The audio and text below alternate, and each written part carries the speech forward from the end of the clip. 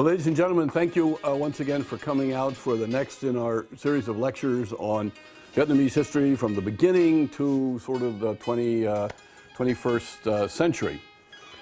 What I want to concentrate on today is really the reaction of the Vietnamese, we can say in general, to the West.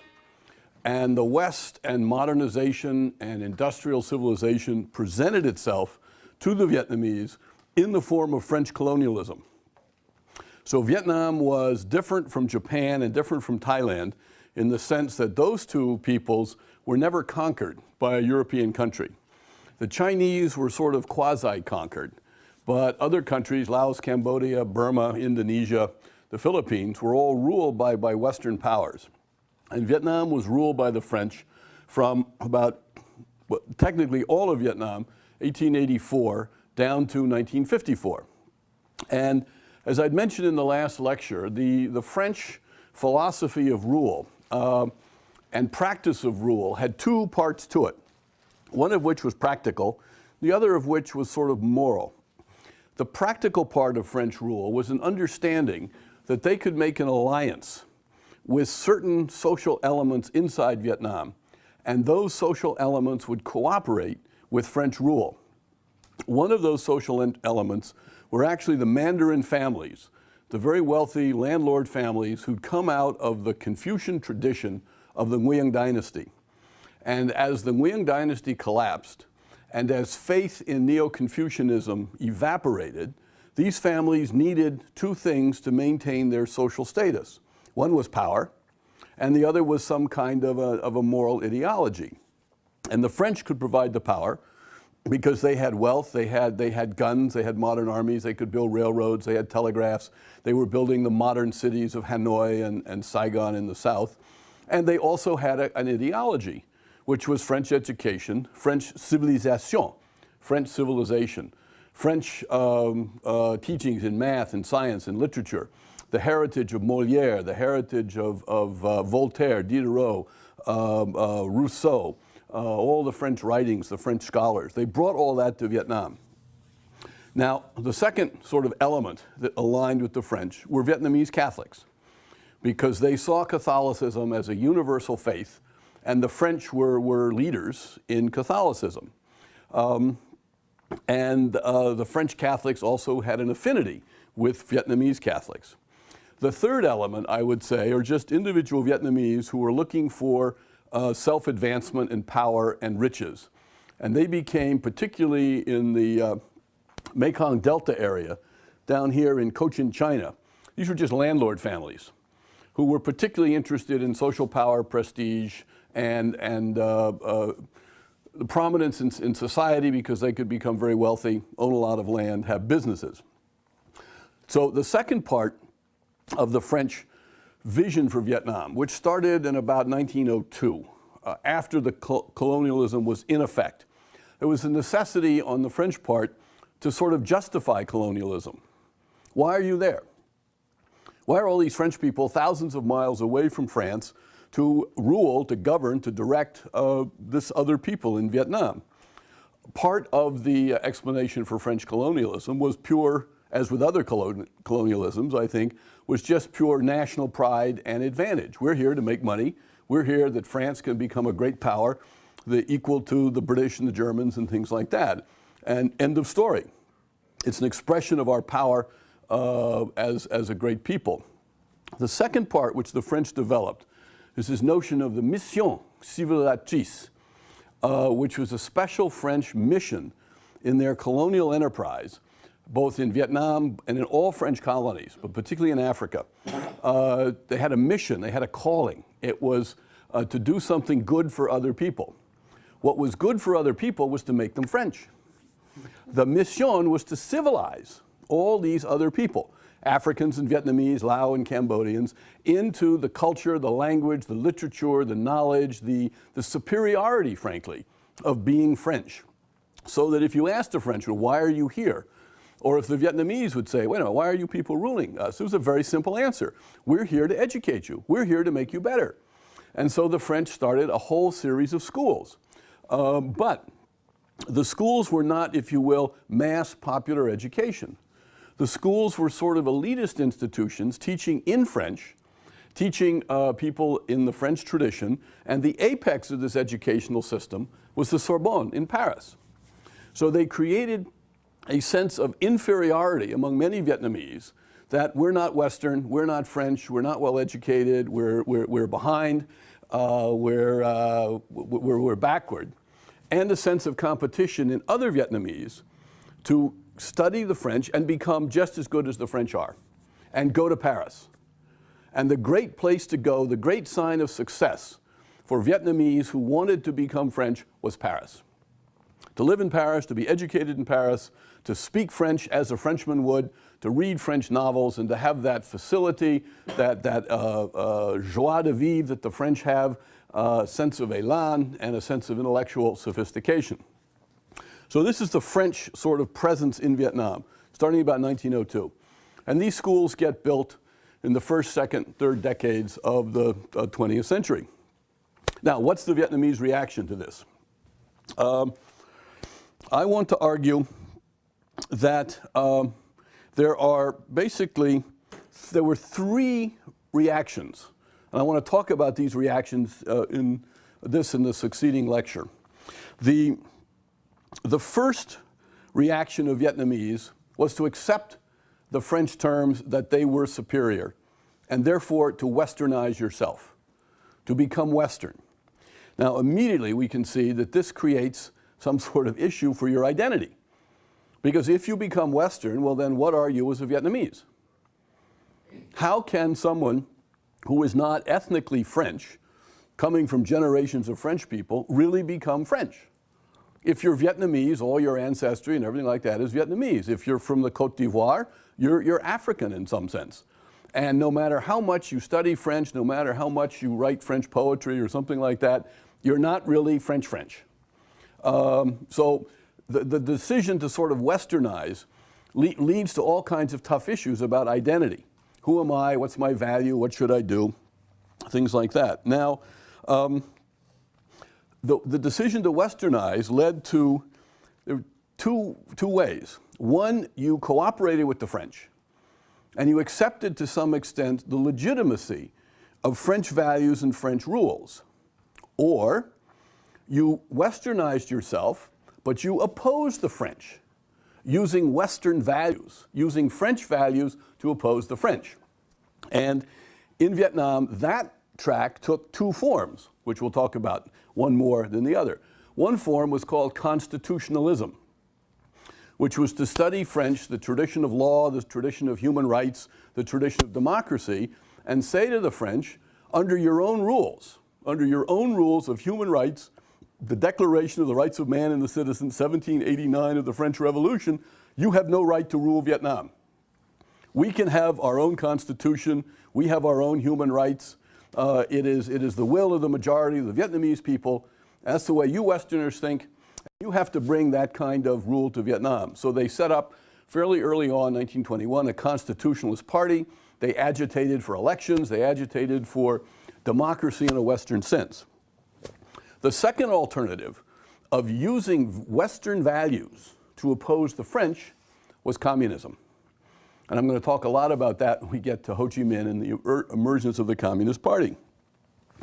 Now, and question about what about Vietnamese Catholics? Some very interesting issues. Are Vietnamese Catholics, are they more Vietnamese than Catholic? Or are they more Catholic and French than they are Vietnamese? Or is there some sort of a mélange in Vietnamese Catholicism of Vietnamese tradition and practices with Christian traditions? Not easy questions, I think, to answer. Now, the second response to the West, to the French civilization, was total and complete rejection of the French on Vietnamese grounds. But since the French had all the power, what do you do if you reject the West and French civilization? Well, one sort of alternative to this was old-fashioned Mandarin Confucian families. You withdrew into the family and you maintained kind of Confucian values within the family, and you didn't interact with the French at all. You just tried to wall yourself off. You tried to create a private space. You had as much sort of an area where you tried to create with your friends, your family, your relatives, your own world. Now, one of the stories in our family about this was my father-in-law, who was quite elderly when he married my mother-in-law. So he was born, I think, 1890 or something like that. Anyway, the story is, it's, I think, 1911. I think the French changed the language in which you could take the exams to become a government official. They changed the language from Chinese characters to the modern Vietnamese Quốc ngữ, the Latin, the Romanized script in which you write Vietnamese. I mean, just use letters which are all familiar to us in the West. So up to that point, if you studied Chinese characters and you went up to become an official, you took the examination in Chinese characters. So my father-in-law, apparently, as his family had done for generations, he'd studied all these Chinese characters, the Confucian classics and all this stuff. So he goes up, I think it was to Hanoi, to take the entry-level exam. And when he gets up there, there's a notice that this year the exam has to be written in Quốc ngữ, which he's never studied. So apparently the story is he sees this without saying a word. He just turns around and walks back to the village. And my sense is that was sort of like, okay, that's it. I mean, I'm not playing their game anymore. And so he spent his life basically as a landlord, as a very wealthy and very prominent person in Hanoi, making money but creating a private sphere for himself and his family. Had nothing to do with the French. He wouldn't oppose them, he wouldn't fight them, but just it was sort of a private kind of contempt for all this westernization. The two significant alternatives come out down here in the south, and they're two religions. There's the Wahao and the Cao Dai religion. The Cao Dai from the 1920s, the Wahao from the late 1930s, and we'll talk about them. And their response was to go back into the ancient religious traditions and create something which was authentically Asian or authentically Vietnamese, and they would use that for religious, social, and political purposes. Because these religions got involved in opposing the French and in seeking to drive the French out of Vietnam. The third alternative, which is the most important alternative and sets up the trauma of Vietnam in the 20th century down to this very moment, was the rediscovery of nationalism, or the rediscovery of Vietnamese-ness, or the rediscovery of the Yang Tap. All the things we've been talking about in the prior lectures, beliefs in spirits, the call of rivers and mountains, the fact that the people in the South had a right to their own day, their own ruler who could communicate to heaven, that the Vietnamese as a people had honor and pride and tradition. This has to be rediscovered because the Nguyen dynasty had kind of suppressed this. It has to be rediscovered and then defended against not only the French, but also against the communists. So the story there is the story of the rise of the nationalist movements, the VNQDD party, we'll talk about today, the Dai Viet tradition, we'll talk about today, and their interface with the communists and the French. And we'll take up our discussion sort of to the beginning of World War II, because what happens at the end of World War II, thanks to the Japanese, everything in Vietnam gets thrown up in the air and it's chaotic. And out of the chaos comes basically the three factions. The communist faction over here, the people who will cooperate with the French over here, and the nationalists in the middle. And the competition between those three factions determines the history of Vietnam from 1945 unto the present. So that's the overview of the French arrival and the response. Now, what I would like to do is start with the key man we talked a little bit about last time, Phan Boi Chau. And I want to read sort of some passages from his autobiography, just here and there. Now, Phan Boi Chau, thank you. Maybe we should move this over a little bit so we can get on the video. Phan Boi Chau was born into a Mandarin family loyal to the Nguyen dynasty in central Vietnam, in this part of Vietnam here. And as you may remember, after the French imposed a protectorate in 1884, there was a young king with some older mandarins who fled into the mountains, back up into here to resist the French, to fight the French. And their slogan was Gung Vuong, rally to the king, support the king. Problem was, nobody rallied. A few people did. But basically, the Vietnamese people were not going to support the Nguyen dynasty against the French. So the mandarins gave up. I think to a large extent they really hadn't understood what had happened. Heaven had turned against them. The French had some sort of power that they didn't have. They felt deserted. What to do? But Phan Boi Chau did not give up. And one of the things that he did was to begin the move away from the Nguyen dynasty formula of using Neo-Confucianism as the moral cause for the Vietnamese people. But they took small steps at a time. The first step they took was they got as their leader a descendant of the founder of the Nguyen dynasty, the man Yalong, King Yalong, or Nguyen An, who started the Nguyen dynasty.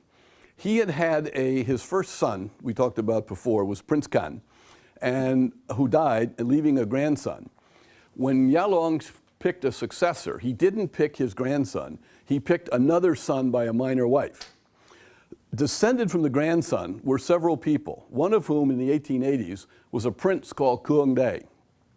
So Phan Boi Chau and other mandarins approached Cuong Day to say, will you be the leader of a group to try to organize Vietnamese against the French? And Cuong Day said yes. And the idea was that they still needed, in order to rally the people, they still needed some figure, some leadership figure who had prestige. Again, that Vietnamese term is uy tín, who had prestige, because that's how you get people to come together. Now, please remember, in all this time we're talking about, Vietnamese political dynamics are always basically bottom up, and they're democratic. Because Vietnamese are individualistic, very individualistic. They don't like to be bossed around. They don't like to be organized in tight organizational structures the way Japanese do or Chinese do. So you have to get them to volunteer to step forward, which means they have to trust somebody. They have to believe that that leader has got some special powers or characteristics or intelligence or something like that, or is in touch with heavenly powers. So you need somebody like that. So Phan Boi Chau picks Cuong Day, who's with the Nguyen dynasty, but he's a sort of a small part of the Nguyen dynasty. So like it's a half step away from using the Nguyen dynasty to fight the French. And they spend a number of years, 1902, 1903, visiting various underground leaders who are not publicly involved in politics and there's no overt opposition to the French at this time. Then in the third month of the Year of the Dragon, 1904, I returned from the south to Hue. From time to time, I thought of ways to add feet to our dragon, our movement. This was an important event in my life and warrants some discussion. At the time King Dom Can ascended the throne, France and Vietnam modified the conditions of their treaty, more and more advantage to the French. In spite of my misgivings, we were still a people who were determined to sacrifice our lives to save the country. Thus, I decided to look for a way to motivate the mandarins. Got to get to the emotion of all these people individually. So he wrote a book called The Lu Cao Huet Le Tang Tu, The Bitter Tears of the Ryukyu Islands, using analogy to the Ryukyu Islands of the Japanese. In this book, I describe clearly the disintegration of the capital, the loss of the country, and the shame of the lords who had become servants. And, but then he understood. Still, nobody moved. I finally understood that I could not rely on the elders at all. The older mandarins, the older families, they were working with this new French administration. In their gut, they only knew how to seek wealth and honors for themselves and their families. When they saw that something was about to happen, they would merely sit and watch to see whether it was a success or a failure, waiting to see where heaven is going. If you remember the famous poem of Wing Yu says that the scales of heaven are in your own heart. These are people who say, no, let's see who wins. If you win, I follow you. If you lose, I'm sorry, I'm going to ignore you. Because my family and my power is the most important. My argument was that the rise of this focus on the family structure and power had come out in the 1600s and 1700s when the Vietnamese were fighting, when the old order had broken down, and these clans, the Trinh, the Mac, the Nguyen, the Lê, were fighting for the power and dignity of the clans, not really for the nation. Afterwards, these elders would choose their allegiances according to which direction the winds of fortune had blown. Now, this passage drives Vietnamese politics from then until now. Many, many Vietnamese wait to see who the winner is going to be. If the Americans are going to come into Vietnam and win, we're with the Americans.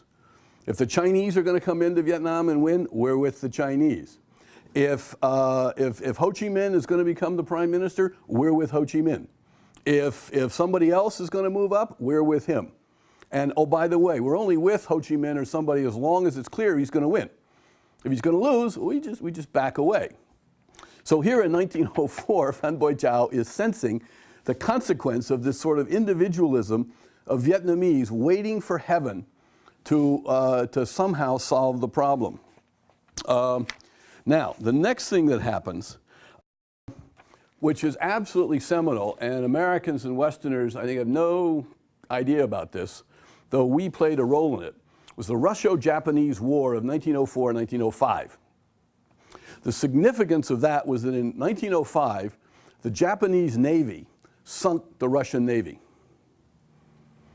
Though I forget, the Russians and the Japanese were starting to expand into Manchuria in the north, and the Russians were worried about this, and there was some pretext of war, and they declared war against the Japanese.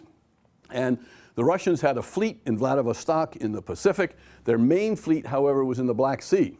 So they sent their Black Sea fleet all the way around, and it spent the winter in Cam Ranh Bay, here, where it took on coal from Vietnam, and then it sailed up here, and in the Straits of Tsushima, between Japan and Korea, there was a great naval battle. And the Japanese sunk, I think, every Russian ship. Now, ladies and gentlemen, there are two things to focus on here. First of all, 40 years before, 1865, the Japanese were a feudal power. Right? They had no battleships, they had no cannon, they had no gunpowder, they had nothing. They were a bunch of guys, the leadership were samurai, dressed in kimonos with a long sword and a short sword, running around Japan as they'd done for hundreds of years. That's 1865. Within 40 years, right, the Japanese people have built a world-class navy.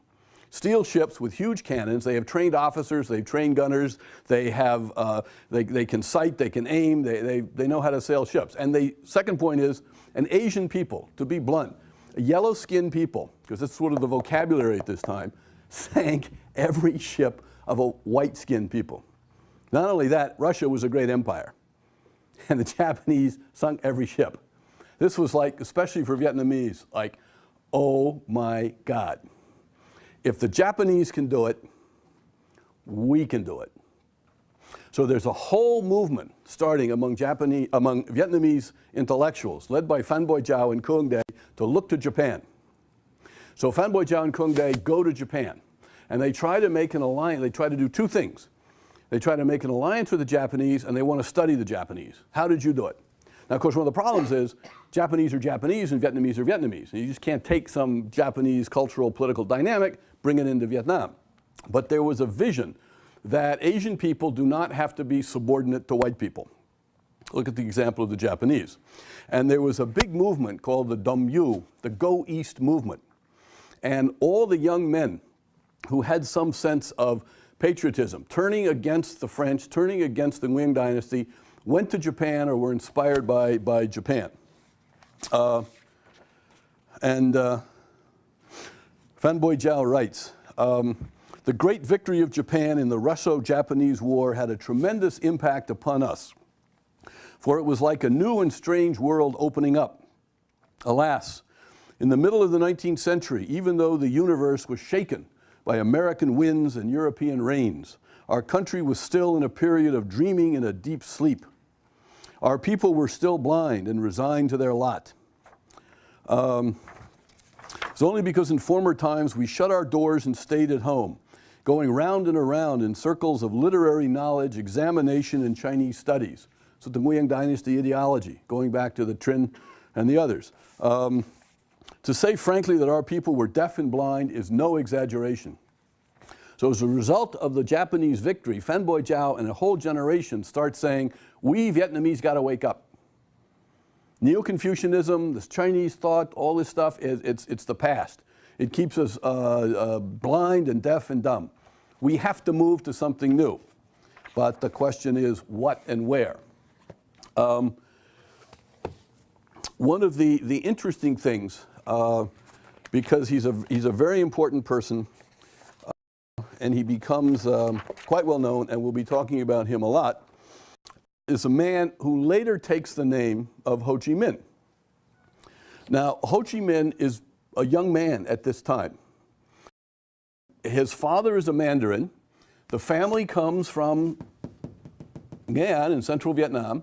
The family comes right out of these Mandarin families who were part of the Nguyen dynasty support structure. His name, Ho Chi Minh, his name was Nguyen Tuc Tan. His father was Nguyen Sin Huy, who was a junior level Mandarin. And because he was a junior level Mandarin, the young Nguyen Tuc Tan was sent to study at the national school in Hue with the sons of all the great Mandarin families, and a school for Mandarin families that was supported by the French government. Because these were the young men of these families who were going to be brought up in French civilization as well. Now, what I think is absolutely fundamental to understanding the man who becomes Ho Chi Minh and Vietnamese communism is that he doesn't go to Japan. He's not involved with the Dong Mu movement or all this thinking about finding some Asian basis for going back against the French. He goes to France. And in the mid-1980s, a Vietnamese scholar, Mr. Nguyen Tay An, found in the archives of the French colonial ministry these two letters written by Nguyen Tuc Tan in his own hand. These are Xerox copies of two letters. On the 15th of September in 1911, it was after the Russo-Japanese War. Phan Boi Chau, Kung Dae are in Japan. Young people are trying to study in Japan and have figured how do we energize our Vietnamese people in a new way. And Ho Chi Minh, or Nguyen Tuc Tan, who signs it down here, who says, I was born in Vinh in 1892, the son of Monsieur Nguyen Sin Huy, an underdoctorate in letters, and I'm a student of French, Quốc ngữ, and Chinese characters. One letter is to the Minister of Colonies. The other letter is to the President of the Republic. And he says, I have the honor to it's the same text to each man.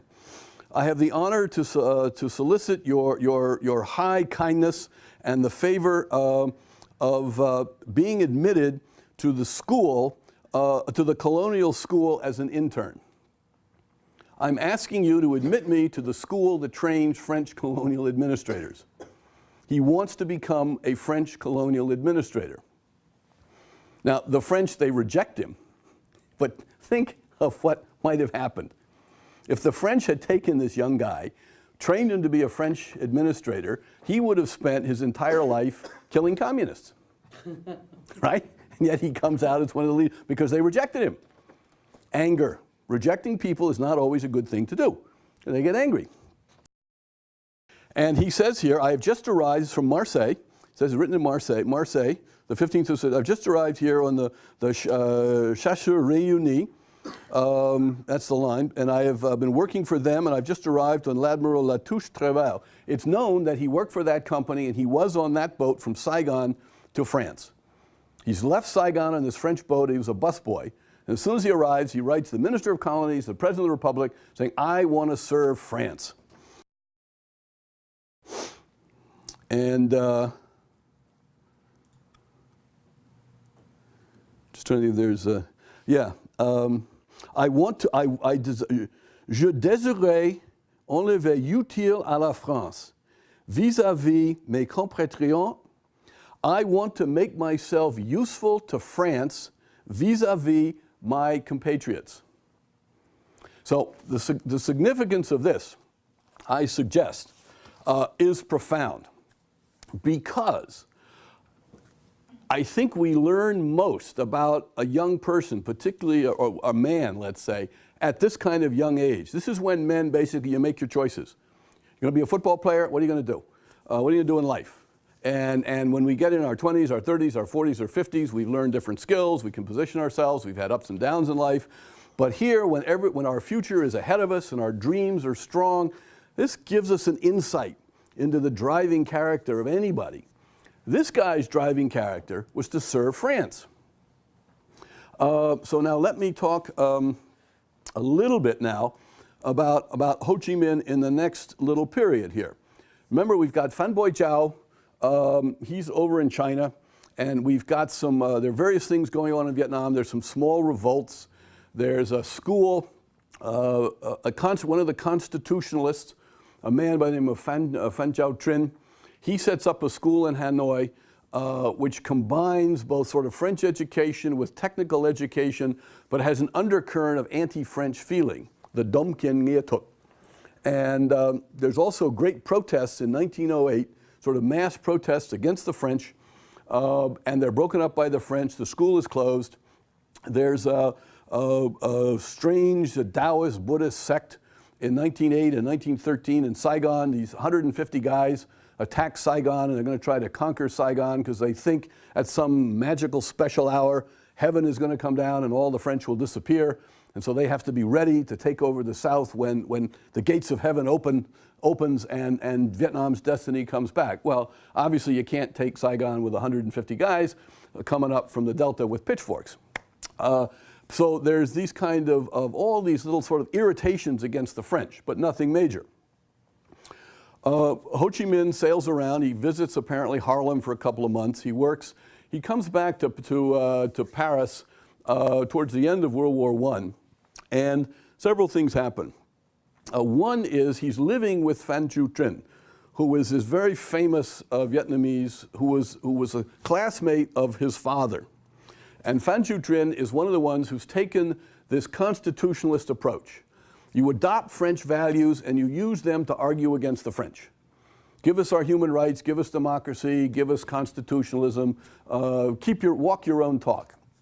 And Phan Chau Trinh and several other Vietnamese in Paris at this time wrote, I think it was a weekly column in a newspaper. And they put a name on the column of Nguyen Ai Quoc, was the name of the column. And that means Nguyen the patriot, Nguyen who loves the country. But the different men would write different things. I'd write the essay this week, you'd write the essay next week. It was a pen name. And Ho Chi Minh apparently was living and working. He was also a photographer's assistant in Paris, and he would run articles back and forth. And it's possible he might have actually written one or two of these things himself. But he's a young man. Then, as I can't remember exactly the year, it's in one of the biographies, but at the end of sort of World War I, Ho Chi Minh, or Nguyen Thuc Tan, I should use his real name, Nguyen Thuc Tan reads an essay by Lenin, Vladimir Ilyich Lenin, who has just established the Bolshevik regime in Russia after 1917. So now communism is not only an ideology, it's got a base. They got a big country now. They got Russia. And one of Lenin's essays was his most famous essay, which was an advance on Marx, was his essay about imperialism. He wrote a very famous essay explaining how capitalism and the struggle for production by the capitalist created colonialism. Basically, the thesis is that there are all these tensions between the proletariat and the capitalists, and the proletariats get weaker and weaker. Their buying power goes down and down. So the markets are too small in capitalist countries like France, Germany, and Italy. So in order to get sort of more energy, more raw materials for your capitalism, you got to go conquer other countries. And that gives rise to imperialism. And the struggle among the different capitalist orders, French, Germans, and British, to drive their imperialism is what explains the competition among the states and World War I. World War I was described by Lenin, explained by Lenin as a result of imperialism, as these imperialist capitalist elites were fighting each other for the right to rule parts of the world. And Wing Tuc Tan writes at some place, when he read this, he said it was like a religious awakening. He suddenly understood everything, and he saw himself standing on a balcony with masses of Vietnamese people on the streets below him, and he was lecturing them and leading them, and they were applauding him as their great leader. The interesting thing to me here is, in this man's psychology, two things are coming together. His own role as this great leader of Vietnam and Lenin's thesis, which has nothing to do with Vietnamese nationalism. He's inspired by something that's completely Western, which fits with his earlier decision to want to serve France. Ho has followed the path, or we keep calling him Ho, but Wing Tuc Tan, this young guy, has followed the path of going with the West. Now, this has another point I mentioned at the last lesson, or last lecture, and want to emphasize here. The whole notion of class struggle and class warfare around poverty is not Vietnamese. It's not very Asian at all. It's Western. It's brought to Vietnam by the French. Communism has this notion of class struggle, and communism is basically German plus some British stuff. And the second thing is, the Vietnamese notion is individualism plus the ethnic group. Vietnamese have never really thought much about class rivalries and distinctions. But as I said last time, the French, when they start analyzing Vietnam, they talk about the ruling elite of the Mandarin class and the poor people. Thinking about property, thinking about wealth as the moral core of a human being is very Western. Most of the Asian cultures, most spiritually sophisticated cultures, I would argue, okay, you've got Confucianism, you've got Buddhism, you've got Taoism. I would put Islam in this category as well. If you read Quran, Hinduism is this way. It is something spiritual that is at the core of the person, which then plays out in your politics or your economics or your wealth or something like that. But these religions always want to come back to the sort of the spiritual driver. Now, there's something in the Western tradition, going back to the Greeks. Class divisions, according to property, were very central to Greek city-states. Aristotle writes about this.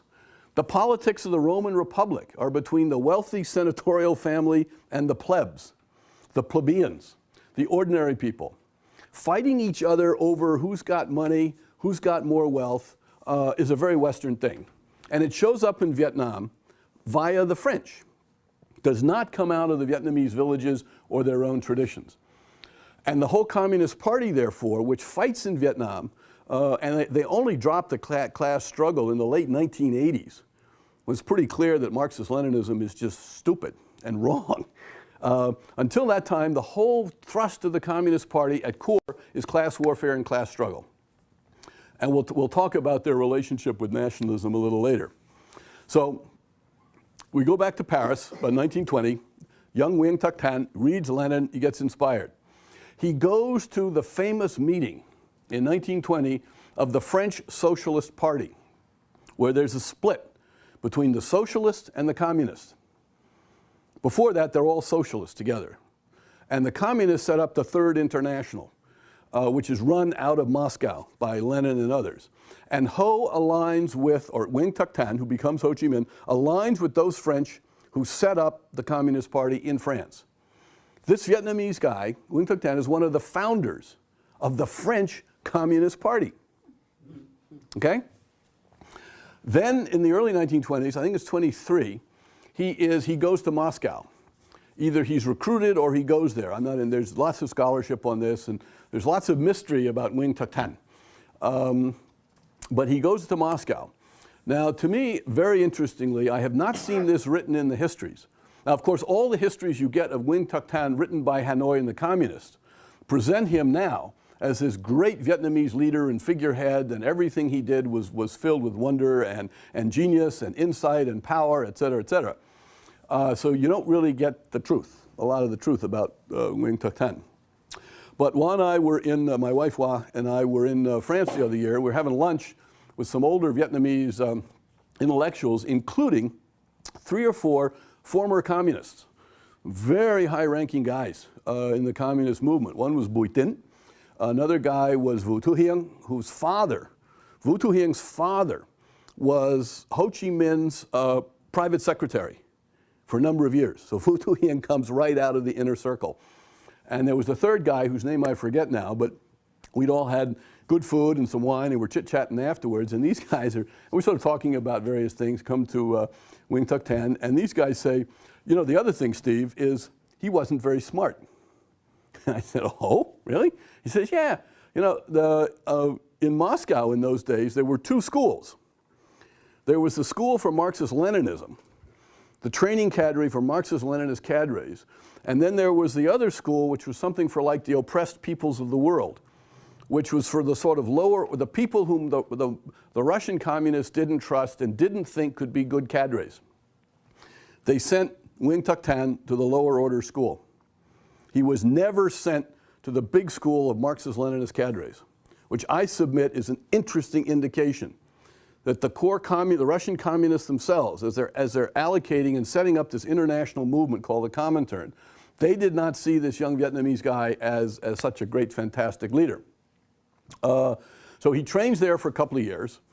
He is then sent to Hong Kong with the Comintern to work with a Russian guy, Borodin, who's in Hong Kong. Oh, they're in Shanghai.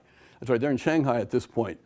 Because at this point in China, the movement of Sun Yat-sen, the Chinese nationalists, have sort of an alliance with the Russians against some warlord figures. And so Ho Chi Minh, or Nguyen Tuc Tan, who's now using the name, I think, Li Tui, is in Shanghai organizing communist cells. As we know, communists organize person by person in small cell groups, 3 men here, 10 men here, 4 women over there. They don't really organize mass movements. So he's doing this, but we've arrived at the 1920s. Now, I want to shift back to Vietnam itself in the 1920s, because another group starts to emerge in the 1920s. And this is a religion. And it comes out in Saigon and these provinces here. And it's the Cao Dai religion. And the Cao Dai means sort of the high stand, or the high position. The top figure of the Cao Dai, it has 2 names. One is he's supposed to be the Cao Dai, the Cao Dai is supposed to be the highest power, the highest God in the universe, which is in Chinese, it's the Ngap Wang, Tung Day. Tung is great. Day is a God figure, heavenly figure. Ngap Wang is the Jade Emperor. Now, flowing into the Cao Dai tradition are Taoist beliefs, Chinese Taoist beliefs in particular, because the Jade Emperor is a figure in the Taoist pantheon. And part of the Taoist beliefs in China, not the old philosophical Taoists, but the practical religion, is a belief in powerful spirits.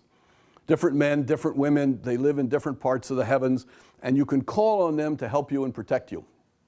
And like the myth in the New Year's, the Lunar New Year's for the Vietnamese, Tet, is that there's a spirit figure who lives in everybody's house, Tao, and it's kind of like Santa Claus, you know, naughty or nice.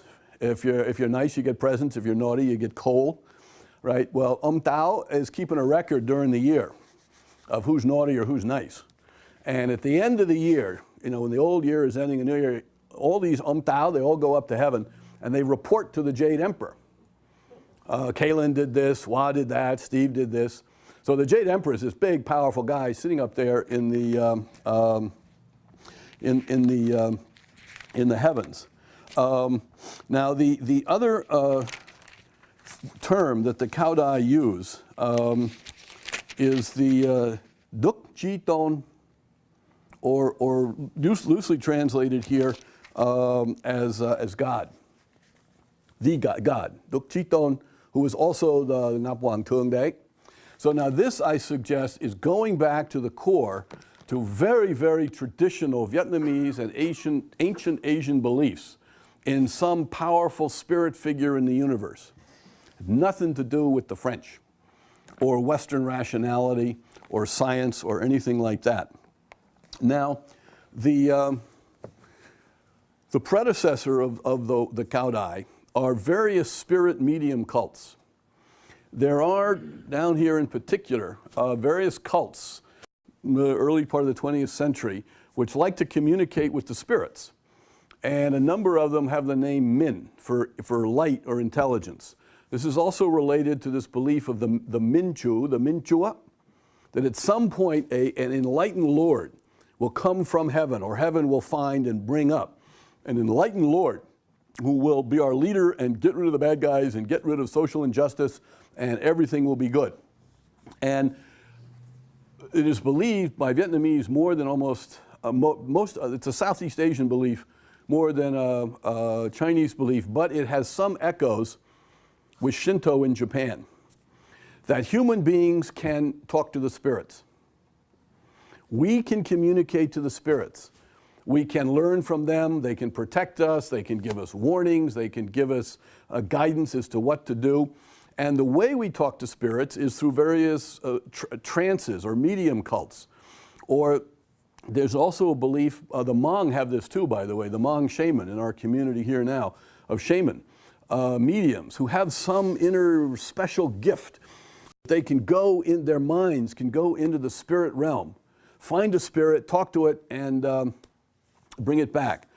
I mentioned in a previous lecture in the Communist offensive of 1972, there was a province chief in Binh Dinh province who had went into a trance with a medium and spoke to the great nationalist leader Trung Hung Dao, who gave him a sword, gave the province chief a sword.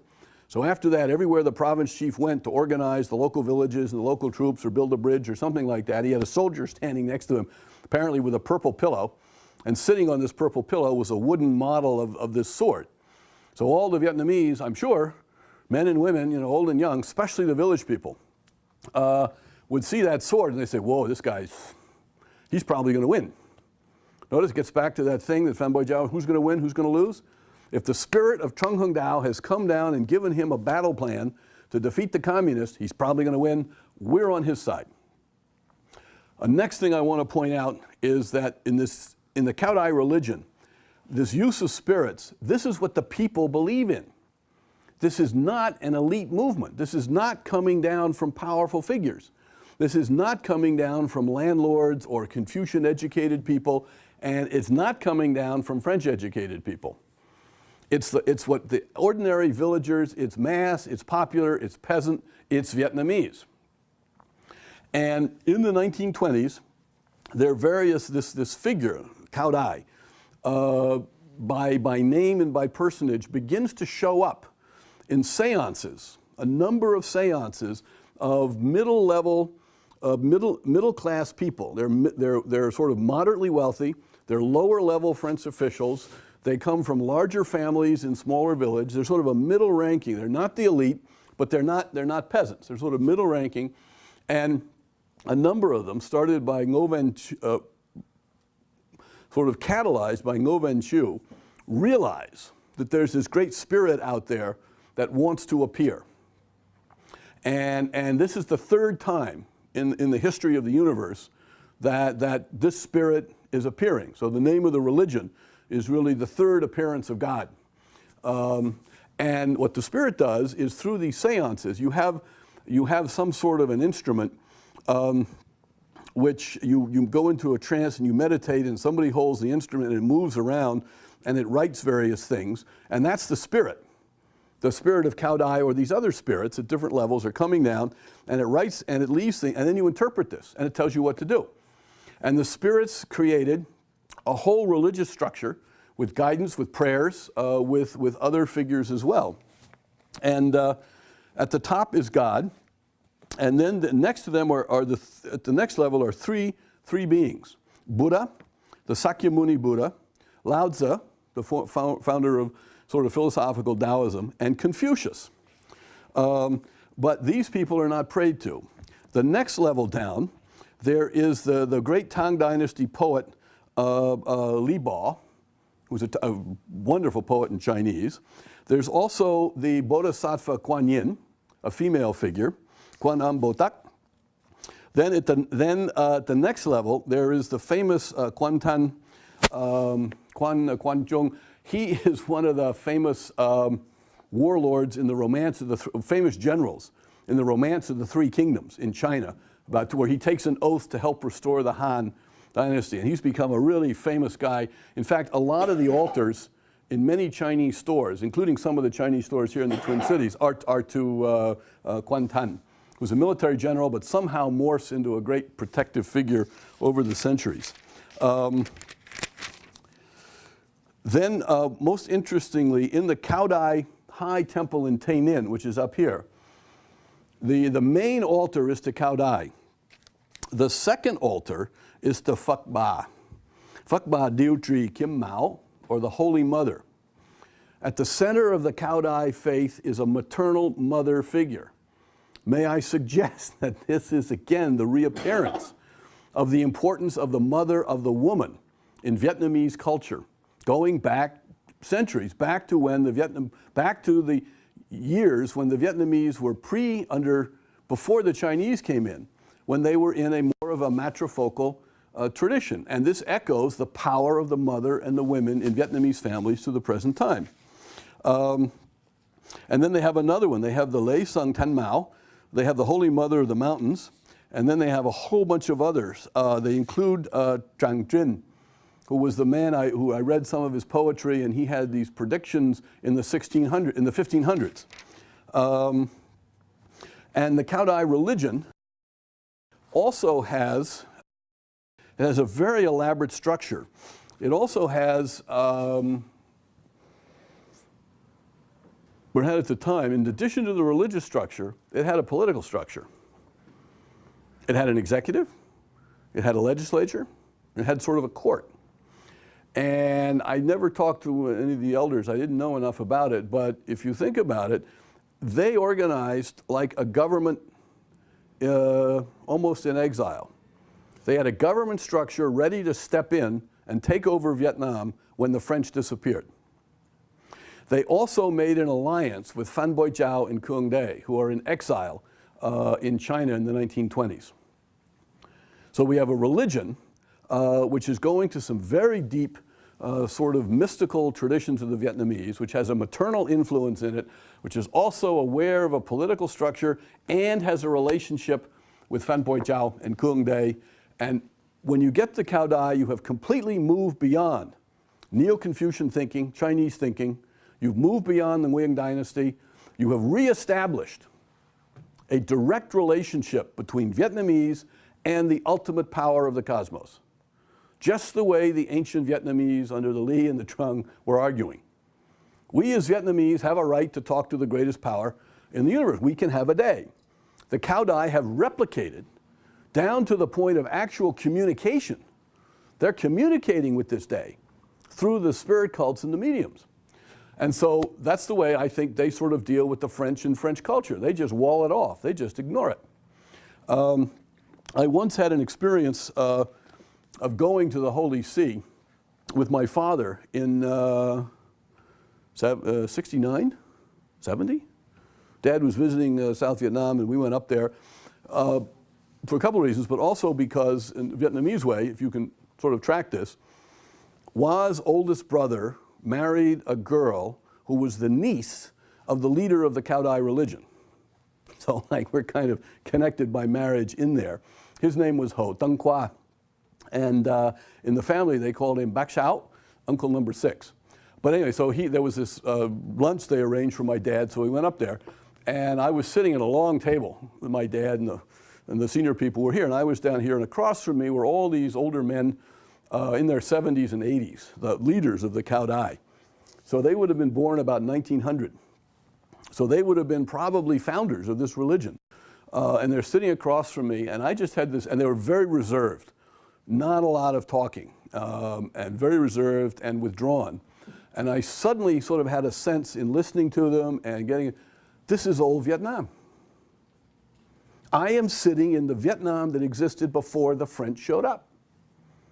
I mean, it's 1970, but these people, these men, they are the way that they've preserved something. They don't interact with the way all the younger people do or Western educated Vietnamese. There's something different here. And it's a sense of honor and tradition and older behaviors. It was special. Now, one part of the, and I don't know, and I haven't studied it enough, whether all these things came down from the spirit or whether individuals wrote them. But they have a section of their statutes called the Tế Luật, which are 24 provisions about how to live in life. If you're a good Cao Dai person, how are you supposed to live? And it's, it looks at individual self-discipline and compassion. You have to respect your father and the mother. You have to love yourself. You have to stay in touch with each other. You have to help each other. You have to have a heart of openness and honesty in the way you deal with other people.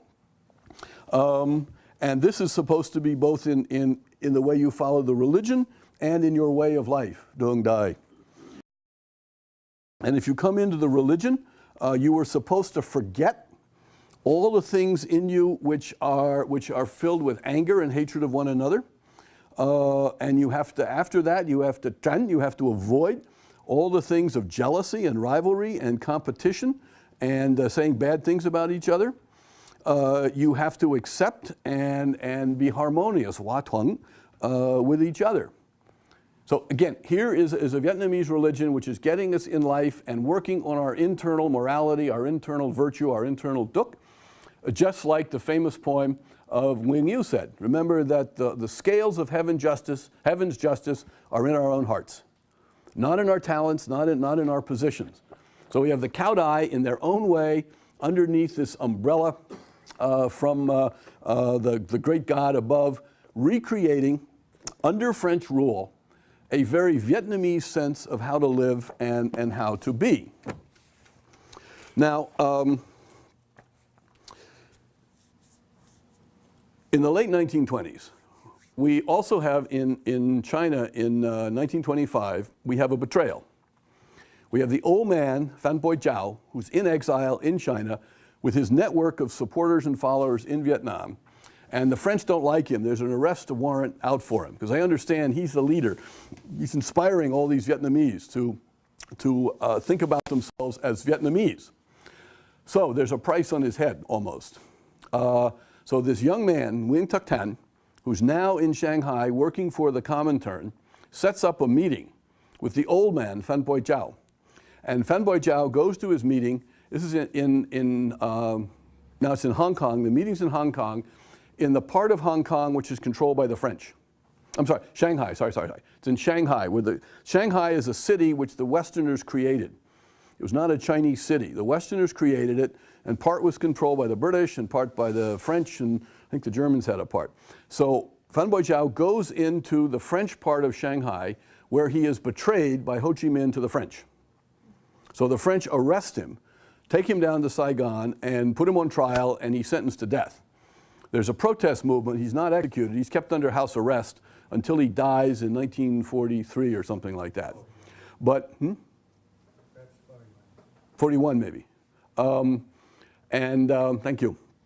But Ho Chi Minh, it is alleged by a number of sources, denied by the communists, but alleged by a number of sources, receives 100,000 piastres from the French, which was a lot of money in 1925, which he then uses to take over Phan Boi Chau's association, Tan Nien, a youth association.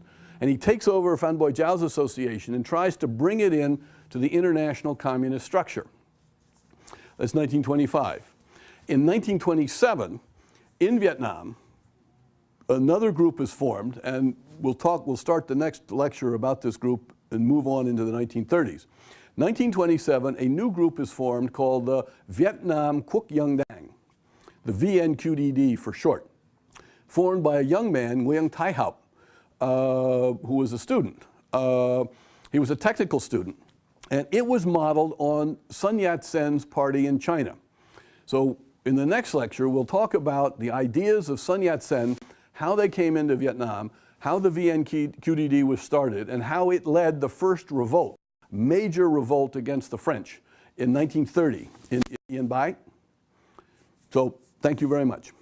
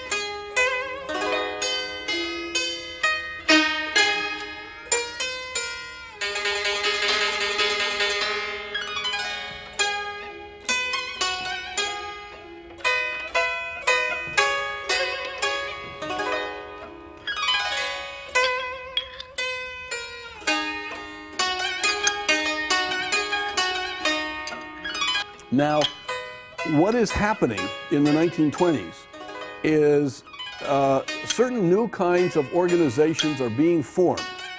The Cao Dai is one, the Hoa Hao is another, the Communists are another, the VNQDD is another, the Dai Viet, which we'll see in various Dai Viets, and new words are being used. And prior to the 1920s, Phan Boi Chau had several organizations, and there are others. There's a new word called the Hoi, which means group or association. Now, in traditional Vietnam, there were no groups, there were no associations. There were families, there were individuals, there was the imperial structure. If you're going to organize people together, you have to have some sort of structure. Well, what is it? What is it called? What is it like? So one word is a Hoi. You set up a Hoi. Now, a Hoi has to have some organization. It's got to have a leader, it's got to have a deputy leader, it's maybe a treasurer, it's got to have some different branches and sections, different committees. The second thing that comes along now is something called a Dang. Dang is party. Dang is also a Chinese word. Prior to this time, there are no Dang in Vietnamese history. So the organization of Dang is something new. The Communist Party is a Dang, starting in the 1920s. The VNQDD is going to be a Dang, Vietnam Quốc Dân Đảng. The Dai Viet is going to be the Dai Viet Quốc Dân Đảng. Other parties are going to be formed. What is the internal dynamic of a Dang? I want to suggest that it is like creating a new clan. It's creating a new kind of family. And the intensity of relationships inside a Dang are kind of like family relationships or clan relationships. It's like all of us lay, we're all relatives of one another, we kind of stick together. All of us communists we have mutual relationships like family relationships. We have older members, we have younger members, we have some people who are strong, some people weak, but we respect and we have this feeling, tintang anem. We have this spirit of older brother, older sister, younger sister in this. And we support ourselves. We take care of ourselves, we listen to each other. And to me, I want to argue that something is emerging here in the 20s and 30s, new forms of organization to help the Vietnamese find a way to collectively get together and accomplish things against the French. Now, the VNQDD, superficially, the Vietnam Quoc Yang Dang, first of all, it means Vietnam, the name of the nation. So notice we have a movement here back towards traditional nationalism. The name Viet has reemerged as part of a political movement. Remember the Nguyen dynasty, Minh Mang changed the name to Dai Nam, the Great South. Phan Boi Chau, the communists, and none of these groups, they're the word Vietnam or Vietnamese. Here we have the name of the people. This ethnic nationalist concept has come back. Quoc is the formal Chinese word for nation or state. Yang is people. Dang is party. This was taken from the party set up in China by Sun Yat-sen, which then came down to Chiang Kai-shek, which then, when the communists won in China, it goes over to Taiwan.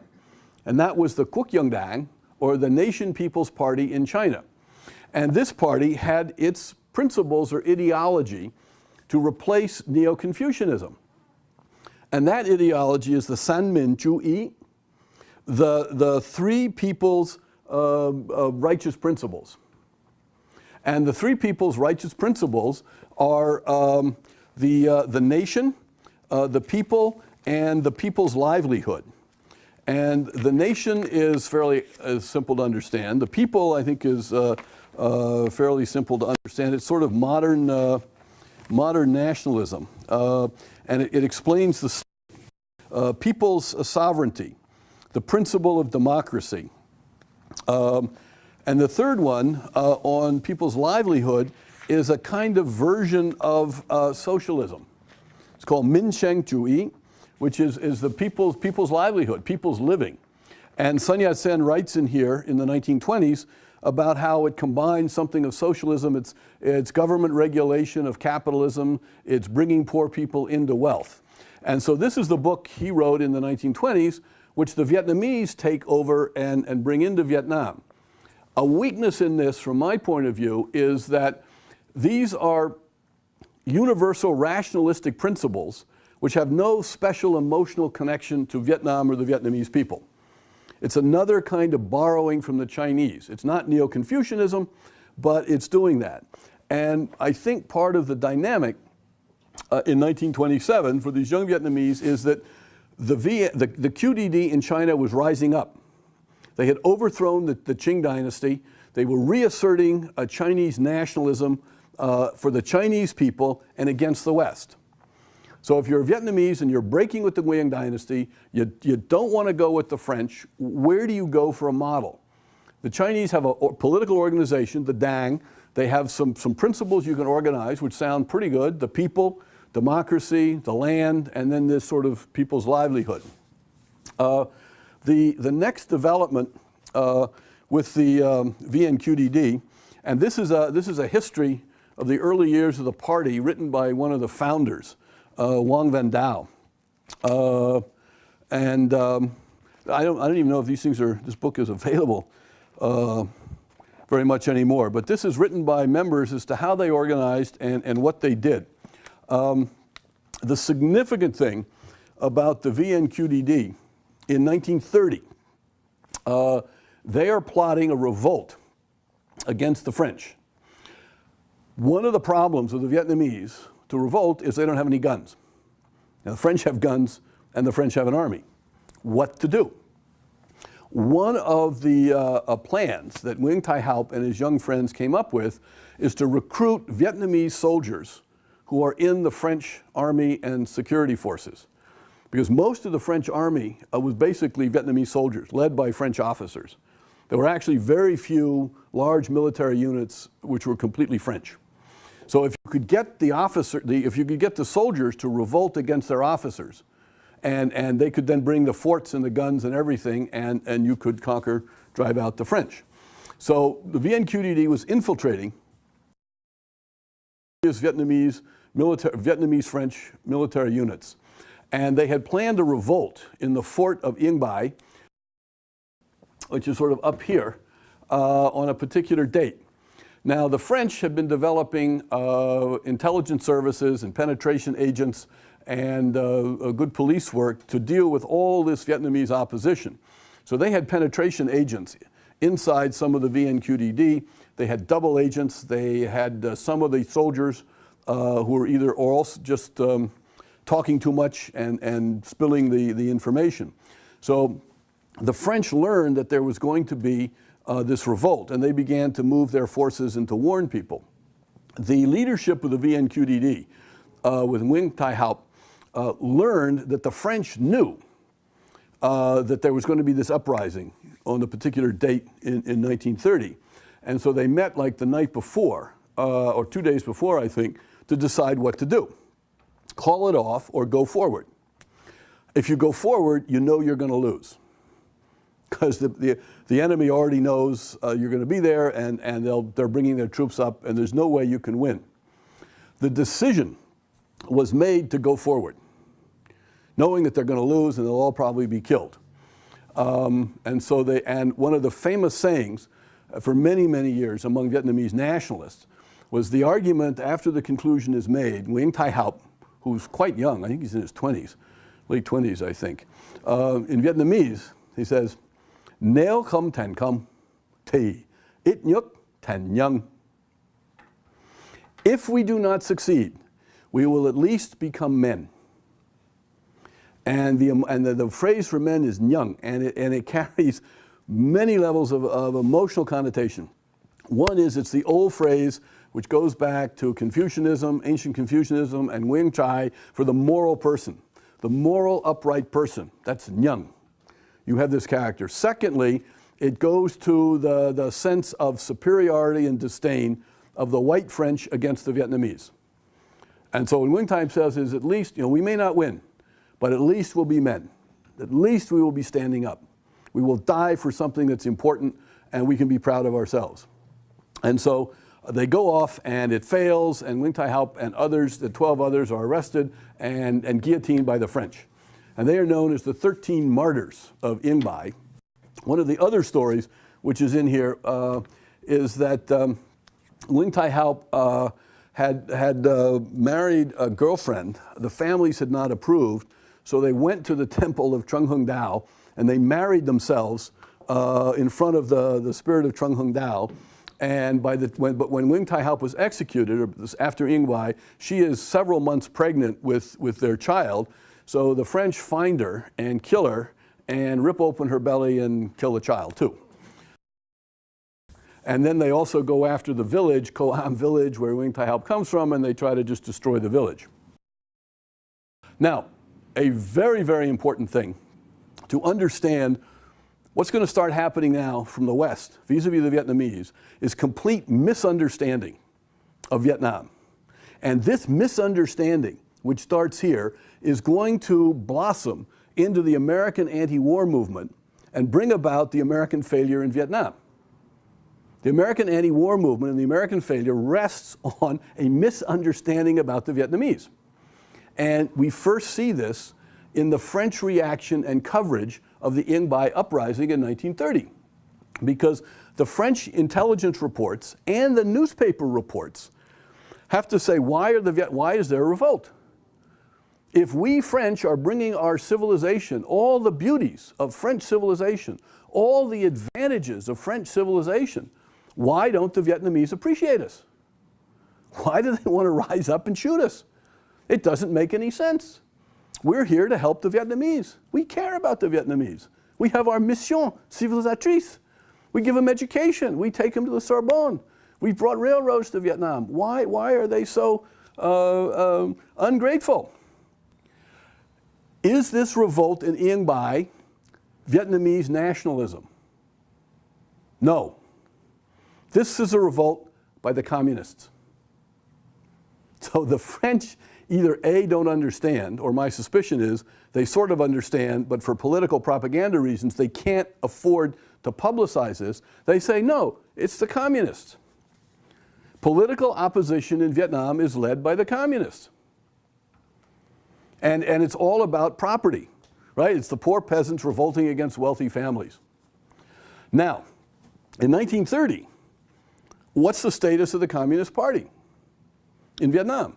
Actually, in 1930, about the same time, Ho Chi Minh, or Nguyen Thuc Thanh, who's not yet Ho Chi Minh, he calls together a meeting in Hong Kong of 3 different groups who are sort of in the Comintern network. And in convening this meeting, he has help from some French agents of the communists, some French communists.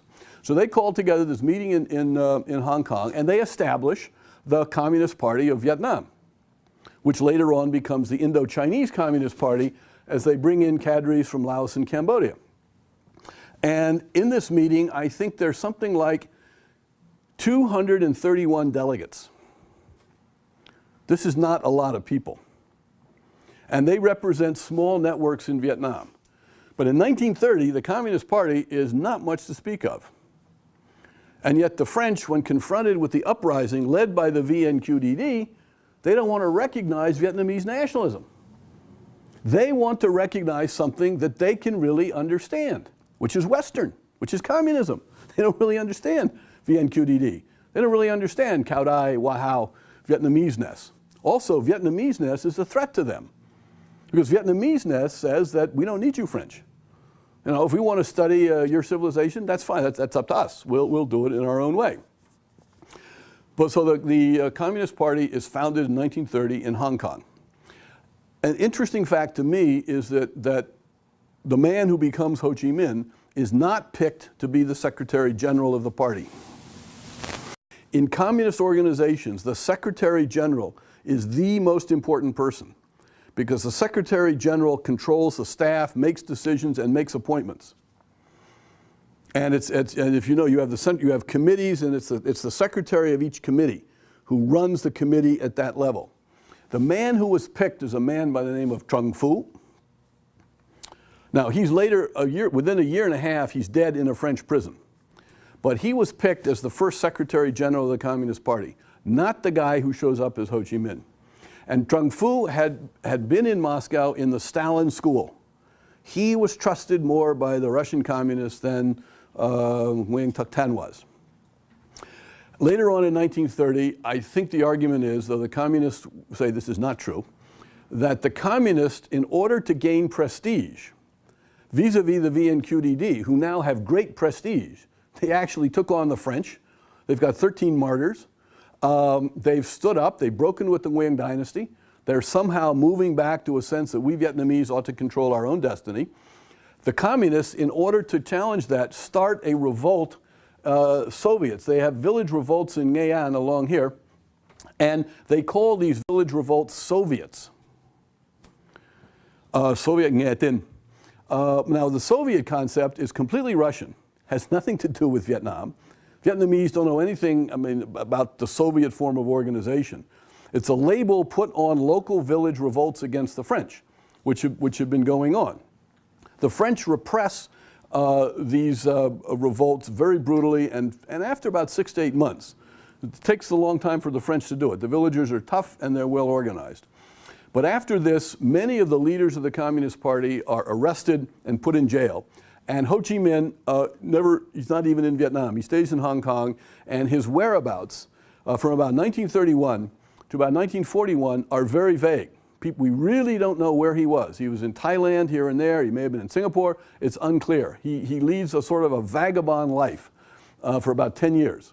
It's also possible that he may have been back in Russia, but the thought is that and now the 30s are when Stalin is starting his purges. And Stalin is liquidating all the communists whom he does not trust and like, the right communists and the left communists. And my mentor, Professor Wee, has the suspicion or had the feeling that Nguyen Tuc Tan was never a hardcore Stalinist. This is probably true. This has been said by some people. Ho Chi Minh was really a nationalist and not really a communist. There's probably some reason to believe that he was not a hardcore Stalinist, because his first introduction to communism was through Lenin's work on imperialism. Secondly, he was never taken to the main Marxist-Leninist school. He worked for the Comintern, which was Bakunin. And Bakunin was purged by Stalin, and all of Bakunin's people were purged. So Professor Wee was surmising that the man who becomes Ho Chi Minh was probably pretty lucky not to have been purged or sent to Siberia in the 1930s. But the communists fade out of the picture during the 1930s. And, but I think before we go on, I want to think about some other aspects. What I mentioned about Ho Chi Minh being formed primarily in a world of French thought is true for other key communist leaders. Another one, very famous to the West, is General Giap, or Vuong Nguyen Giap, who becomes the military commander for the communists, really against the French, and then he has a more minor role against the Americans. And he is known as the great victor in the Battle of Dien Bien Phu in 1954 against the French. And he is one of the founders. But what is his background? Who is Vuong Nguyen Giap? And how did he, as a young man, adopt to this? What was his response to the French and French civilization? Go to the West, become very traditional, get involved with rediscovering, re-energizing Vietnamese nationalism. Well, Giap was born in 1912. So he's sort of a generation younger than Nguyen Tuc Tan. But he gets to go to the same school. In 1924, he enters the Lycée National Quốc Haup at Hue, where Ho Chi Minh went and some. So he gets to go to the prestigious French school for the sons of the great families. He's not part of a village culture. He's right at the center of the elite families coming from central Vietnam. And in the 1920s, he says, when he writes, that he was inspired by Ho Chi Minh's article on colonialism on trial. Ho Chi Minh wrote this pamphlet in French in the 20s. And Giap, therefore, gets involved in student strikes, and he joins some of these organizations before the Communist Party. The Tung Viet the New Viet organization, the Thanh Nien group, which was the one that Phan Boi Chau had, that Ho Chi Minh takes over. Giap does not join the Quốc Dân Đảng. He has an option of joining this, but he's also from central Vietnam rather than the north. When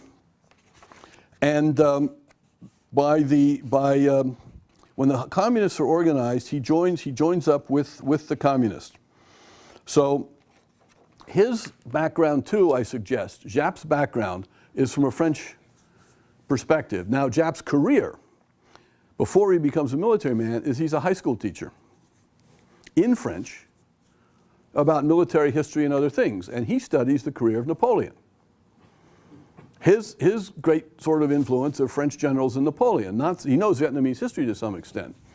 And there is a story, which you can hear, that as Ho Chi Minh wanted to work for the French and was rejected, Giap wanted to be, I think when he tested to get into university, is a version of the story I've heard, that on the French system, your papers were scored from like 1 to 15, and I think the cutoff was like 13.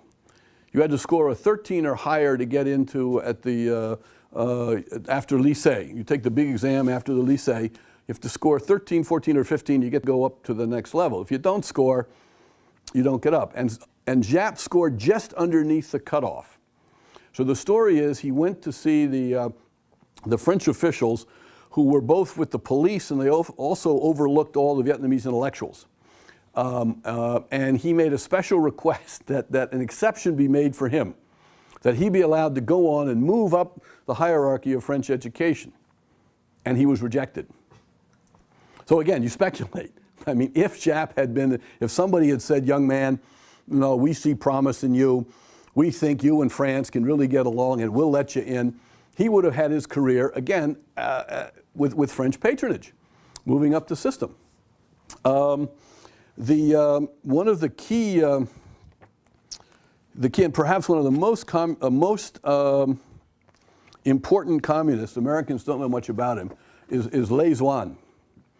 Probably the two most important communists in modern history were Le Duan and Le Duc Tho, neither General Giap nor Ho Chi Minh. The two people whom foreigners think are the great Vietnamese leaders of communism were probably not as important as Le Duan and Le Duc Tho, because Le Duan and Le Duc Tho controlled the party. And it was Le Duan who basically pushed the effort to conquer South Vietnam in '59. And his background, he was born in Quang Tri, right here. Notice how these Vietnamese communists are all coming from right here. Central Vietnamese, the base of the Nguyen family control. And so he comes from there, and he worked for the railroad service. He only got a high school education. In 1931, he was arrested for his political activities and sentenced to 20 years hard labor. Mai Chi Tho doesn't tell, this is Mai Chi Tho's autobiography. Mai Chi Tho is the half-brother of Le Duc Tho, and he spent his years with the secret police, with the political police. He was an enforcer. But what he writes about here is when he's a young man, he's in the South. He also studies, in 1936, he is in the second class at also the Quoc Haupt, the same school in Hue. He goes to the same elite school. So Mai Chi Tho has an elite background as well. And he also says that when he's in school, the books which really, he had two kinds of books really inspired him. One were the novels of Victor Hugo. He was particularly inspired by Les Miserables, Le Pêcheur en Mer, the fisherman, and Le Semeur. He also liked the Chinese novels about famous warriors, or Chinese-style novels about romantic stories, like our action comments, Batman, Superman, stuff like that. Big long stories by Nguyen Phu Duc.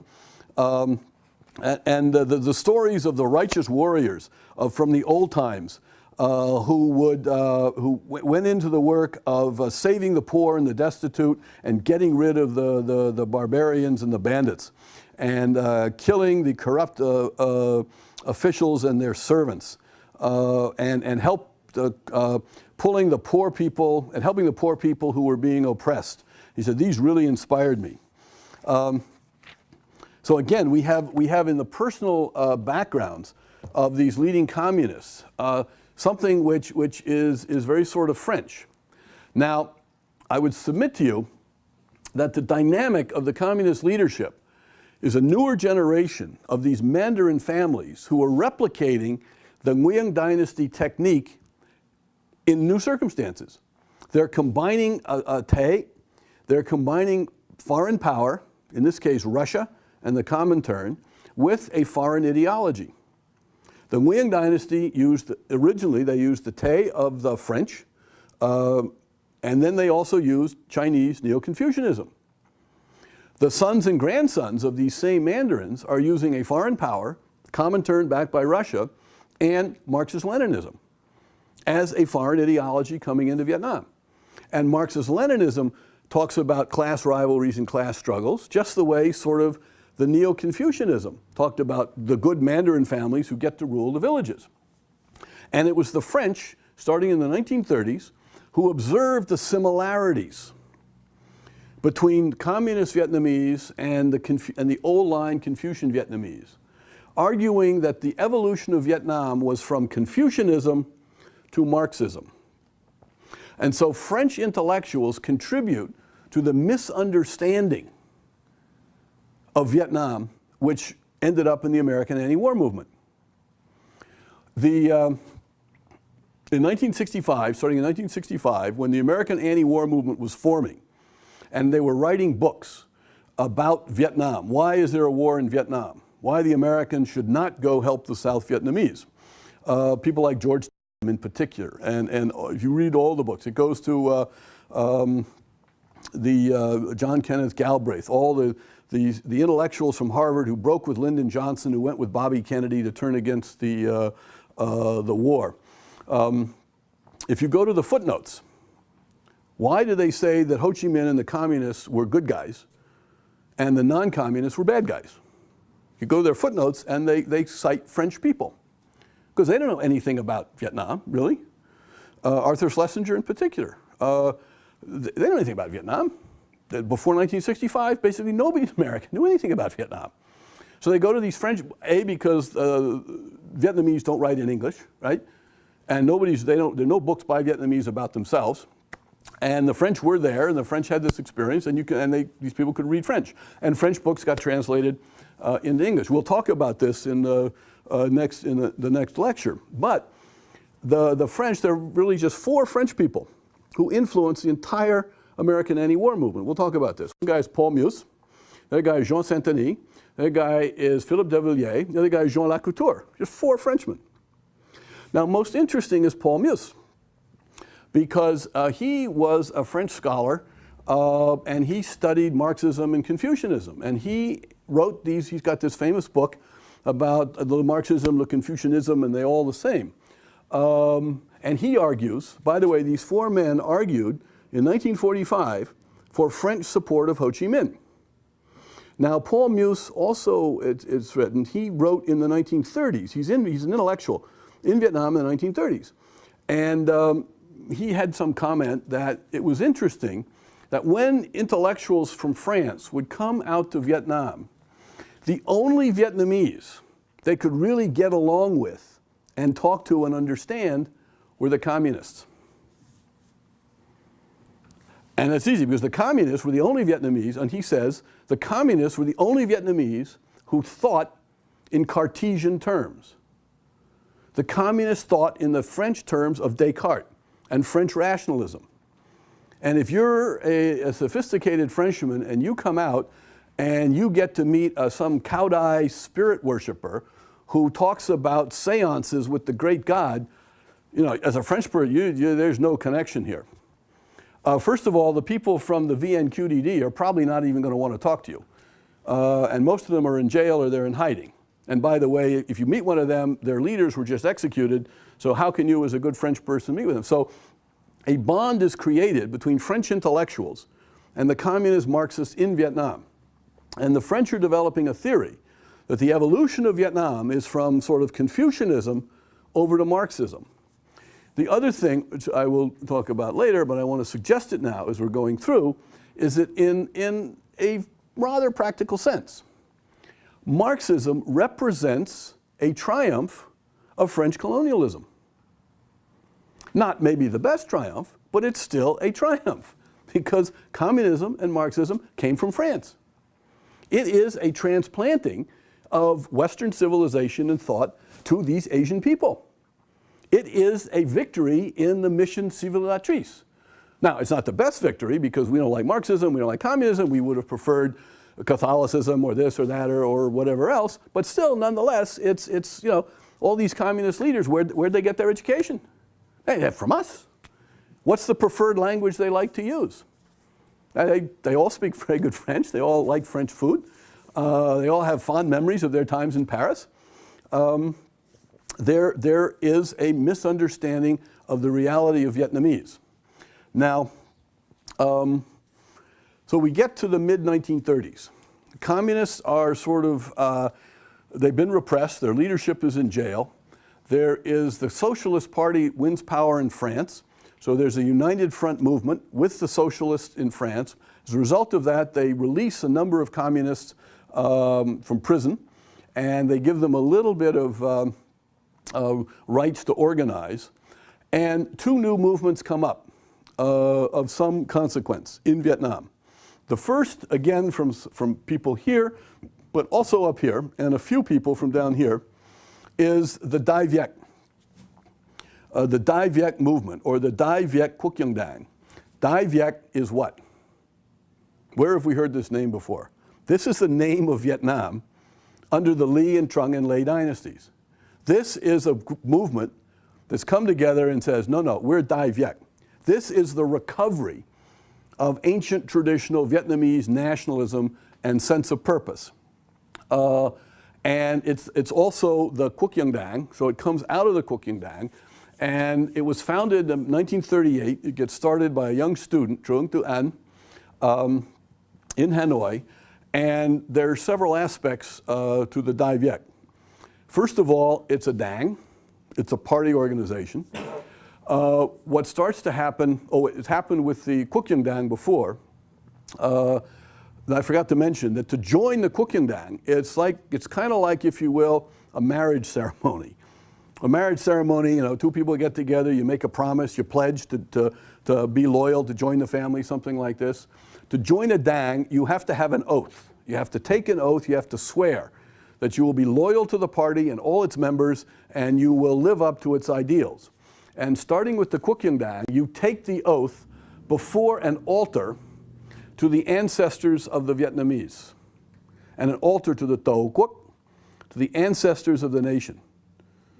So you are committing yourself, men and women, joining the party, to the ancestors of Vietnam, to the traditions, to the people, to all the spirits.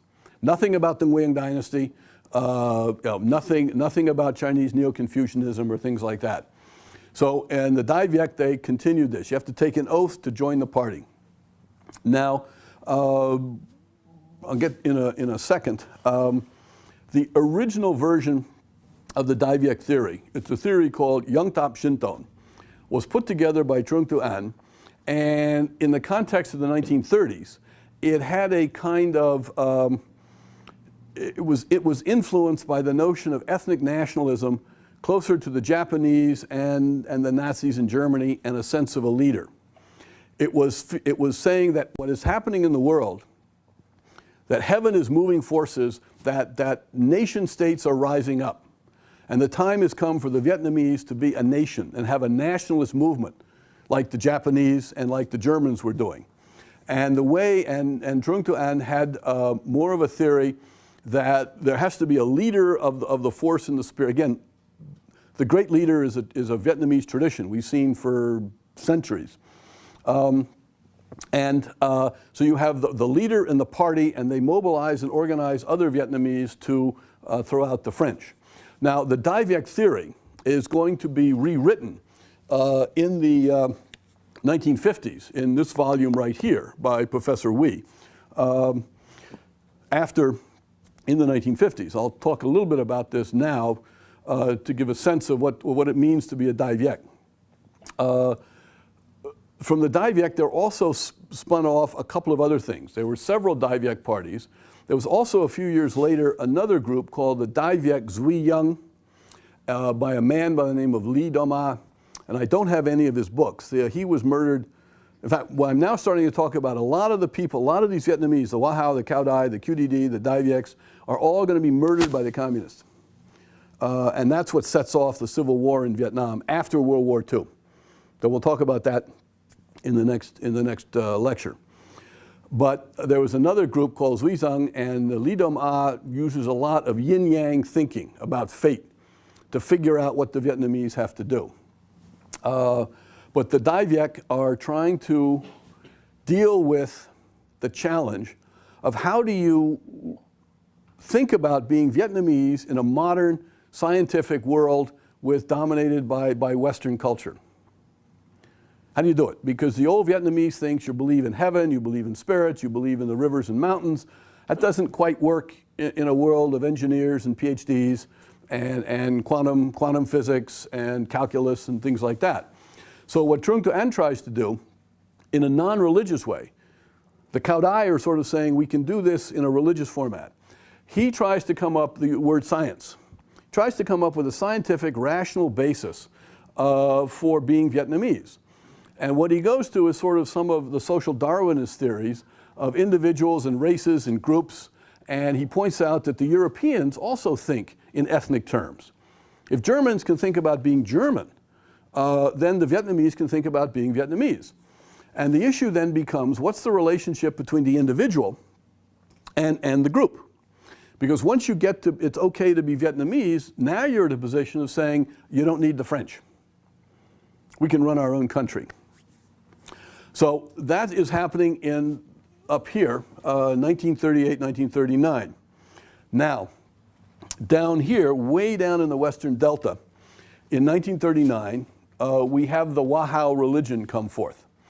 And this I mentioned in some of the previous lectures, but the importance of the Wahao religion is, I think, like the Cao Dai, it turns its back on the West and on French civilization and goes into the Vietnamese tradition at the level of peasants and villages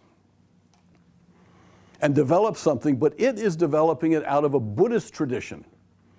Cao Dai is sort of a spiritualist, Taoist pantheon. And the origins that go into the Wahao are first a kind of special kind of millenarian Buddhism, where the Buddha of the future, at some point the Buddha of the future is going to appear, and that's going to be sort of like the end of time. And there's going to be a dragon flower assembly. And when the Buddha of the future appears, all the good people will be saved and all the bad people will go to hell. So there's a prediction that the time is coming, that the Buddha of the future is coming, so we have to get ready. And the way you get ready is you take care of your own inner virtue, your own morality, your own duk, and you're in a Buddhist tradition of good behavior, the Noble Eightfold Path and things like that, to get ready for the coming of the future Buddha. But you don't necessarily need to go to a pagoda. You don't have to do prayers in a pagoda. You can develop your goodness inside your own house, inside your own self. And one of the first teachers in this way was the 1830s, 1840s in the Delta, the Reverend Master of the Western Paradise. And then in 1939, this young man, Win Fu Shou, in the Wahao village of An Giang, which is down here, goes up there like a couple of mountains down here. This part of Vietnam is all flat, even more flat than Minnesota here. And there are a couple of mountains. And he goes up to one of these mountains. There's 7 mountains. He goes up to one of these mountains and has some kind of transcendent experience. And comes back down and writes his Samyang, which is his poem, which has lessons for life and predicts the future. And I read some of it in a prior lecture. And he also has the power to cure sick people. So people who are sick, he touches them, he gives them special water, I think, and they get better.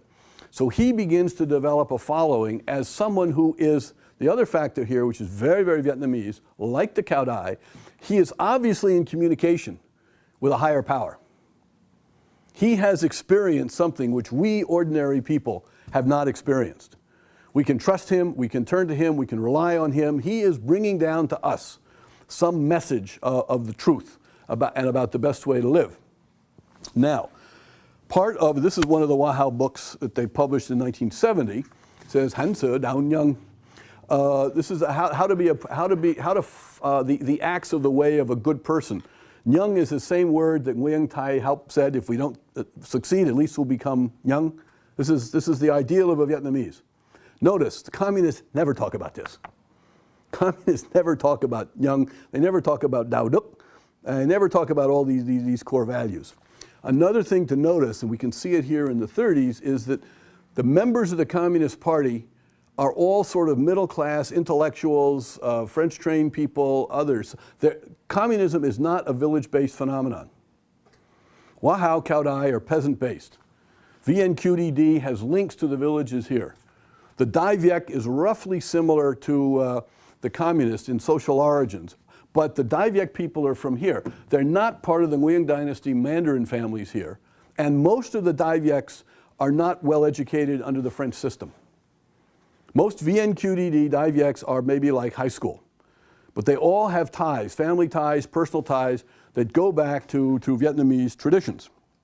And I want to comment here on what Phan Boi Chau started in breaking away from the Nguyen dynasty and going to the Japanese is now, by the 1930s, is blossoming into whole new Vietnamese movements about how to build a modern Vietnam which is consistent with our values, our traditions, but which is not going to be run by the French.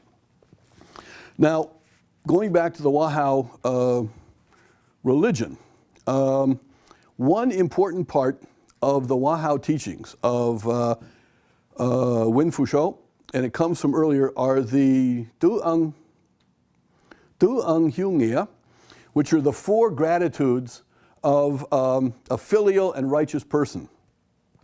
And so in the way we become a good person, so when we show up at the Dragonflower Assembly, we're going to be saved.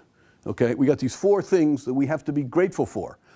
And we have to act on our gratitude. We don't just talk it. We're supposed to do things about this. So number 1 is the gratitude to the Tổ tiên cha mẹ, the ancestors and the father and the mother. Tổ tiên is I think, a word in Vietnamese which doesn't only mean grandparents and great-grandparents, but Tổ tiên, it goes way, way back. So the Wahao religion says, number 1, in effect, remember all your Vietnamese ancestors. You're Wahao, yeah, we're Buddhists and all that, but we're also Vietnamese. Number 2 is the gratitude to the Duc Nuc, the gratitude to the nation. But it's the Vietnamese words. It's Duc, which is earth. It's Nuc, which is water. Duc Nuc is a Vietnamese phrase for our nation, our country. But it brings with it the images of mountains and rivers, yin and yang, geomancy, the special destiny of the Vietnamese people. This is bringing back, right, in 1939, the conceptual framework of Lý Thương Kiệt, of the 1200s against, or the 1100s, almost 1200, against the Sung dynasty. Number 3 is the of the Tam Bao, the 3 baskets, that's Buddhism. And then number 4 is the gratitude for the Dom Bao Van Nhung Loai, the gratitude for the people and humanity. So you've got in your 4 things you have to be gratified, you have to be grateful for, is you've got yourself, your ancestors, your family, your nation, Buddhist principles of moral principles, and sort of universal compassion. So again, we have here in the Vietnamese sense, we've got something that's very individualistic, which also relates to universal principles. And by, there are various estimates, but by the end of World War II, Nguyen Phu Cho has more than 1 million, maybe as many as 2 million followers down here. I mean, his message resonates with thousands and thousands of Vietnamese. It was also said, we'll talk about this later, but right now to put it in context, at the end of World War II, the Communist Party has about 25,000 members. So what lessons can we draw from Vietnamese history about one message and one effort, which gets, let's say, over 1 million followers, and another one, which only has about 25,000? That was estimated by the American OSS, a document written by Milton Sachs. You get 1 million people, 1 million Vietnamese following you, you're probably tapping into something that's very Vietnamese. You get 25,000 people following you. That's something else that's going on. Now, I want to go through, these are the 2 volumes, the revision of the Dai Viet theory that was written by Nguyen Ngọc Huy, who was my friend and mentor. He started doing this in the 1950s. This was published in 1964 in South Vietnam, but it was not officially recognized. The Dai Viets were always oppressed. Their leaders were being murdered either by the French or by the communists, and the other Vietnamese, like Ngo Dinh Diem, didn't like them. So they had no authority to publish this. So this was published surreptitiously in Vietnam. And if we just go to the table of contents to give you a sense as to how the Dai Viets are trying to place the Vietnamese in a modern in a modern situation, I mean, how do you, 1939 during World War II, how do you think about who you are and where you're going in the world? So when Professor Wee gets to it, he does the, first of all, he's got a chapter on religions and philosophies. And he goes to different Christianity, Confucianism, Islam. Then he goes to the theory of democracy. Where did it come from? Origins in England, origins in France. How do we think about it? Then he goes to the socialist theories, and he describes the materialism of the Marxist-Leninists and how that works. Then he goes to, in materialism, you have the competition and sort of struggles, and class struggles and class rivalries. Then he talks about how the rivalry of these different ideologies, democracy, socialism, fascism, and fascism. And then he goes to the Sun Yat-sen's principle. And so he lays out all these different philosophies in Vietnamese for Vietnamese to read. Then in volume 2, he talks about where do we go from here? What is needed in an ideology or a cause, a political cause, which is rational. Habli. And he talks about the requirements of something which is rational and scientific. And then the next thing is we have to start with the individual person. Kai Quan Ve Con Người. Notice how he's building his theory on that most ancient and most basic of Vietnamese building blocks, the individual. He is not starting, as the communists do, with class warfare and class struggle and materialism. He's starting with the individual, and nor is he looking at the way the Neo-Confucians did, with a hierarchical order under an emperor, with sort of families being important and mandarins being more important than uneducated peasants. He's talking about every single person, man or woman. That's where you start from. But what do you got to deal with? Well, you got human nature to deal with. And that's not necessarily always so good or so friendly. You have to start with the bantan, our inner needs and drives as people. And selfishness, our sensual pleasures and sensuality, and our sociality. We need other people. So on the one hand, we're selfish. On the other hand, we need people. We're social creatures. But we got to start with who we are as a people. Then you have the theory of sort of life, Shinton, existence, living, thriving. You're born as a creature, and there's a thrust within you towards your own well-being. That's another reality. And one of the bases of this thrust of all human beings is, again, selfishness, a self-orientation. And that leads to, in a sort of social Darwinist tradition, a sense of struggle. The other thing, notice here, is from this theory, you start with people and you work up, and this is an open-ended theory. It permits a lot of conflict, but it's not a top-down control theory. And remember, I've said a number of times, I think one of the great drivers of Vietnamese is they don't like top-down things. They don't like to be bossed around. This is one that's starting at the bottom and coming up.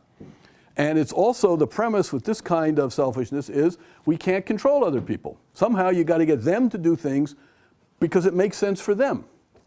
And then the way you confront the survival is you've got to have strength and you've got to be able to change.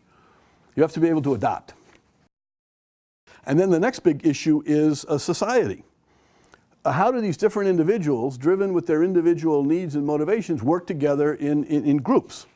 And there are different levels of groups. There's the people come together at the level of ethnic grouping, classes, political, and at religious. And these groups fight and struggle among themselves.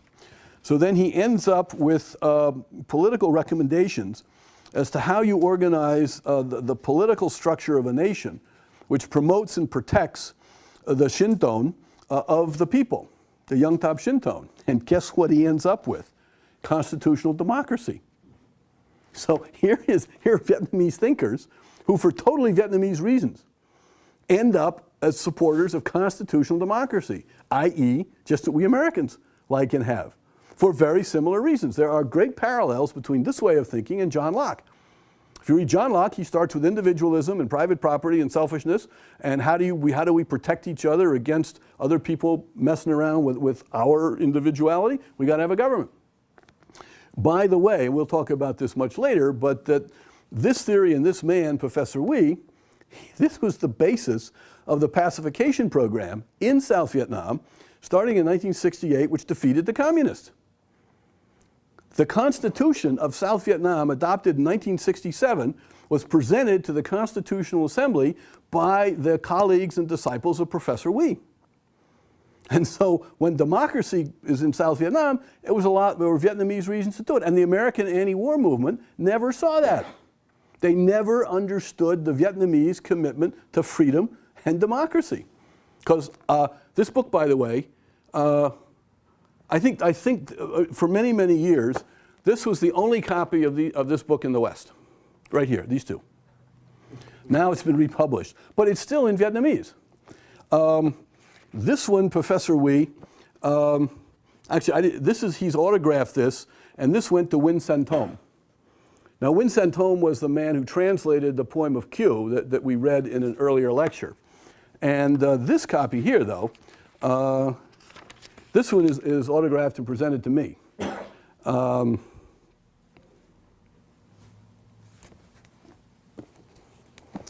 So I would like to, I'd like to end with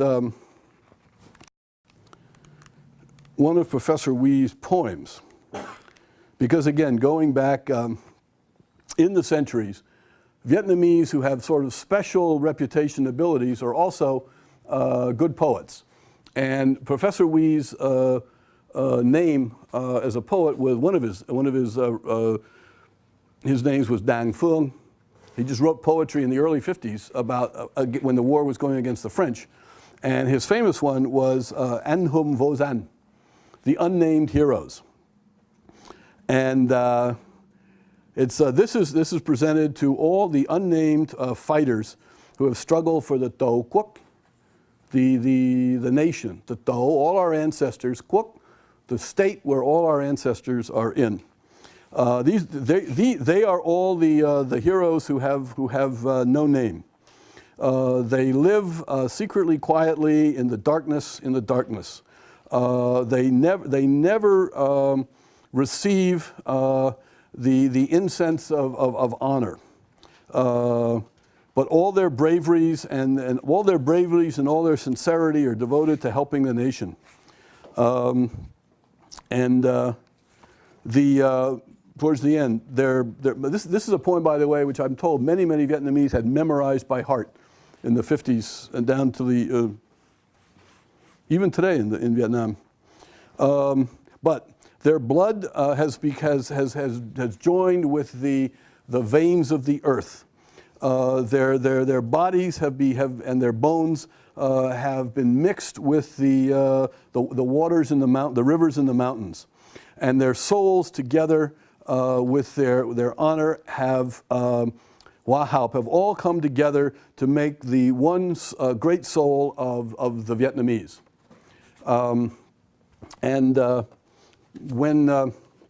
When Professor Wee died of cancer, this is a book of a lot of people who wrote things about him. This is what I wrote, the end of what I wrote. As he and I often discussed, he knew how do you respond to the difficulties of destiny. What are we supposed to do when the road is dark and heaven has turned its back? According to Professor Wee, we must continue along the road of virtue and duty. He was an enlightened example for all of us about how to live in this life. Thank you.